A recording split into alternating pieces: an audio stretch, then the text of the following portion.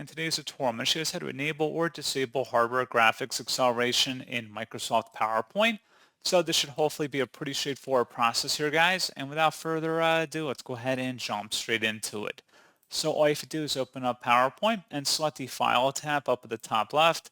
And then on this left panel, you want to go down and select Options. Now on the left side, you want to select Advanced. And then on the right side, you want to just scroll down here where it says Display, Disable Slideshow Hardware Graphics Acceleration. You can check mark that if you want to disable the hardware graphics acceleration. And that's pretty much it. Older versions of PowerPoint may have slightly different language there, but that's pretty much the point. And then once you're done, just go ahead and select OK to save. And that's all you have to do. If you want to turn it off, if you want to enable it, just would check mark it or do the reverse, basically whatever it's telling you to do for the check mark, that's what you want to have set up.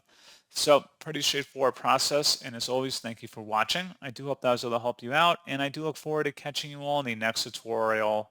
Goodbye.